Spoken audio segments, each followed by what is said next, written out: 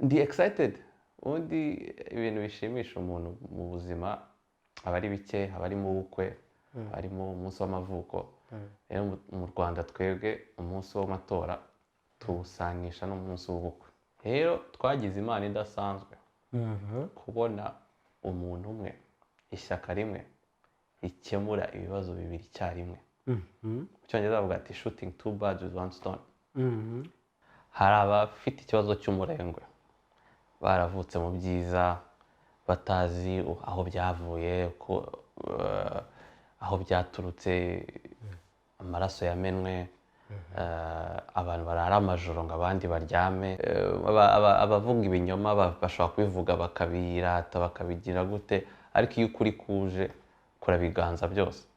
Twebwe nk'abamenye, abazi ukuri kutihishe, kutanagoye gusobanura, kudakeneye na byinshi, ni ukukuvuga, ni ukukurata, ni ukuguhamaho. Tureba ya mitekerereze y'abantu mibi tukayivuguruza n'ukuri, tukareba ba bantu bakunda ibibi tukabakundisha ibyiza.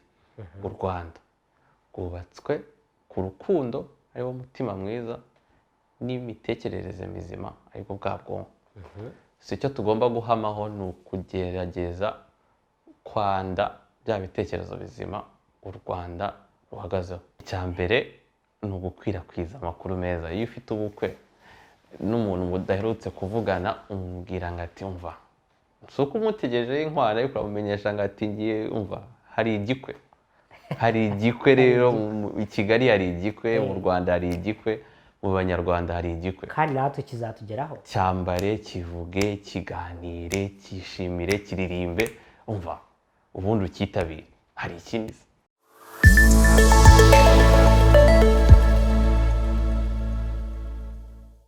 So Pius, Yes. tugahaye ikaze rero, wahaye ikaze kuri Iwacu Times. Murakoze Sande. Uyu munsi niwe wabaga uri kubaza abantu, Bagatebe Niwe kabisa watumiraga gashyushye abantu. n'ingiye ukicayemo. ubu nanjye ndagutumiye rero, Unyoherezeho kabyara.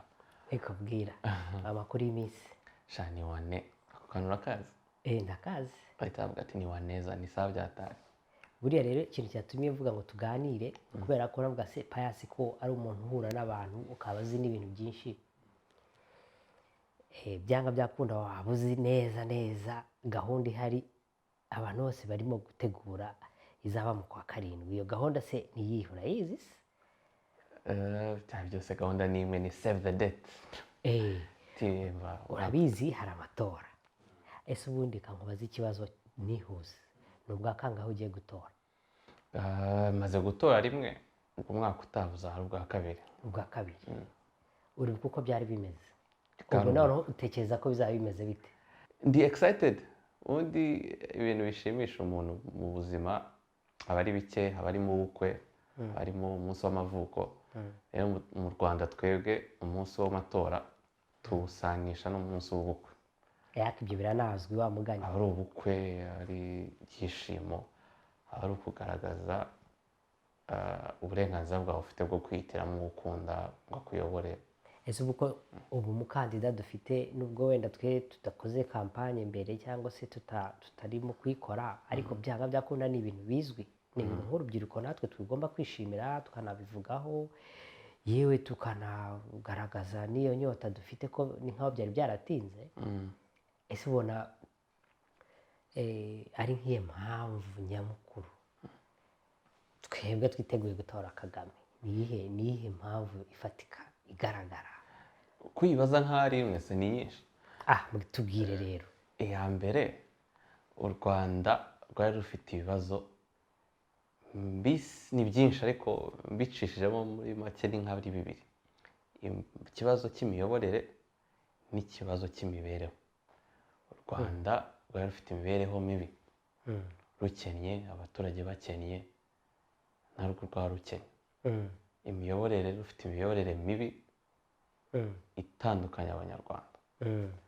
Rero twagize imana idasanzwe kubona umuntu umwe, ishyaka rimwe rikemura ibibazo bibiri icyarimwe. Mu Cyongereza bavuga ati shooting two birds with one stone. Rwakemuye imiyoborere, rikemura n'imibereho. rero kumva ko izo mpamvu zatuma ntamutora kandi ubwo izo zibaho ni zimwe mu mpamvu zindi nyinshi cyane. ni nyinshi. wumva iyo nvuze imiyoborere ubwo bavuga abagore, uburinganire bw'abagore, mbavuga ubumwe bw'abanyarwanda, mbavuga umutekano w'u Rwanda, byose ni mu miyoborere. Mu mibereho mba mvuga gira inka, mba mvuga imihanda myiza. Ikintu rero gitangaje ni ukuntu nk'ibyo bintu ni ibintu utavanye mu mutwe, ni ibintu bihari bigaragara n'amaso, ariko ikintu umvuguruza ajye mu Rwanda. ariko birababaza kumva bamwe mu rubyiruko rwacu tungana, abo turuta, abaturuta, noneho harimo n'abandi bakuru batumva ibyo bintu, batabona igihugu cyacu aho kigeze. Njye nkajya nibaza ikibazo, biterwa n'iki se? Nkawe nawe ushobora kuba hari ukundi kuntu ubona biterwa n'iki ibyo bintu? Utanze examples nziza, ariko numva nabishyira mu magambo muri kategori nk'ebyiri. Hari abafite ikibazo cy'umurengwe, baravutse mu byiza, batazi aho byavuye, aho byaturutse, amaraso yamenwe, abantu barara amajoro ngo abandi baryame, batazi uburemere bw'ibyo ngibyo.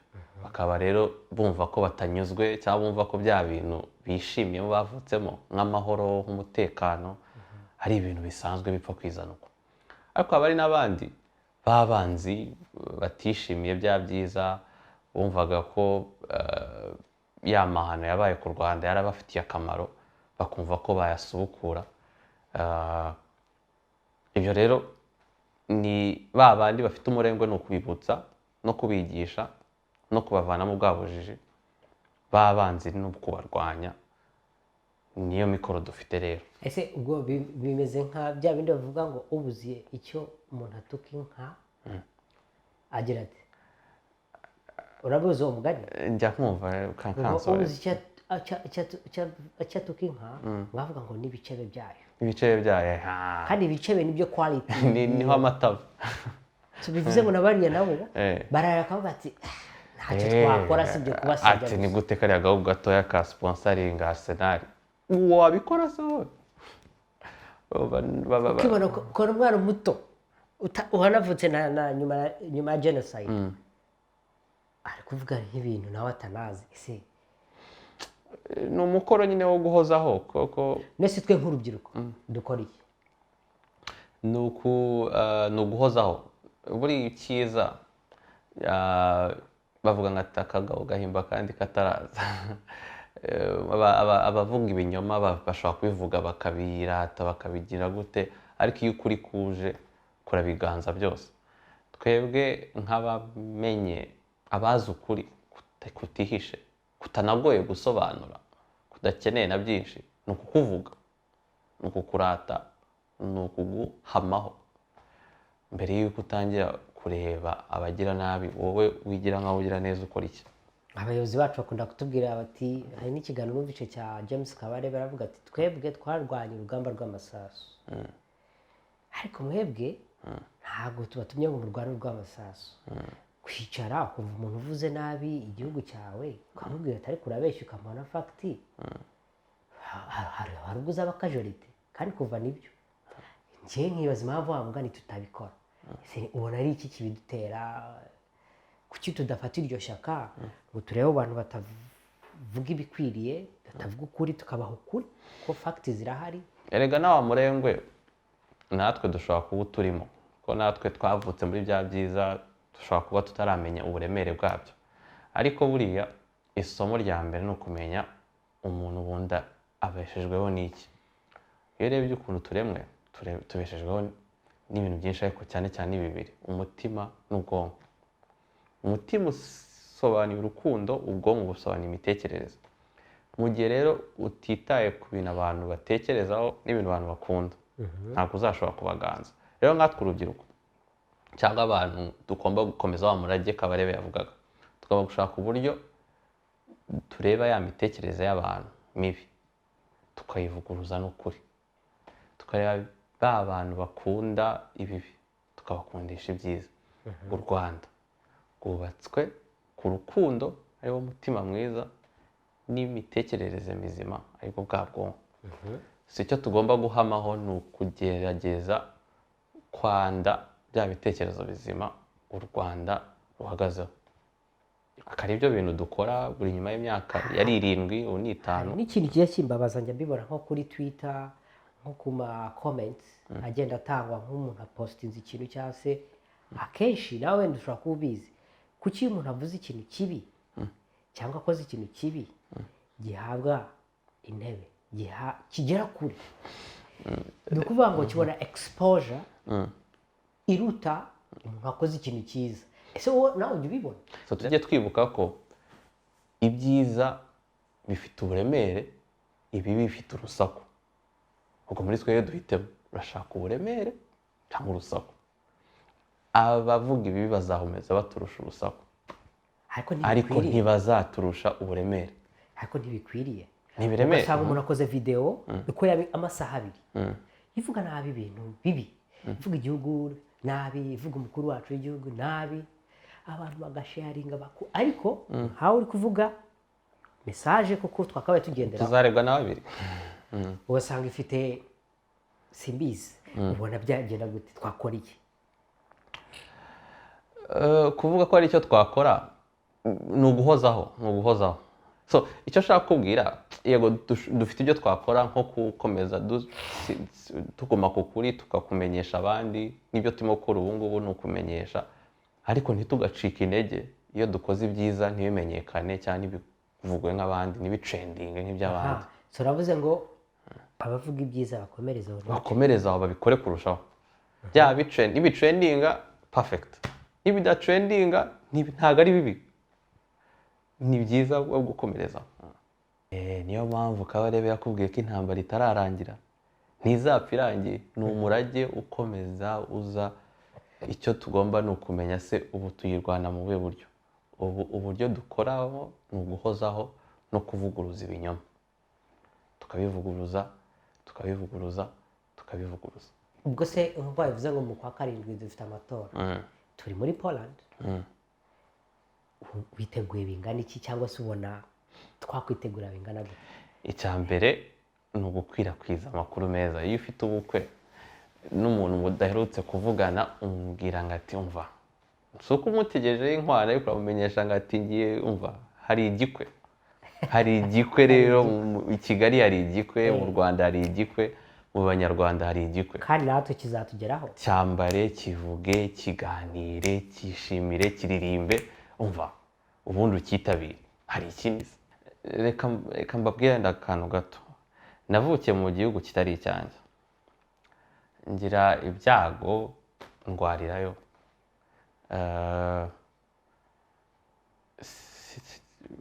Nyuma nza kujya mu Rwanda mfite imyaka 8 nibwo twagiye guturayo.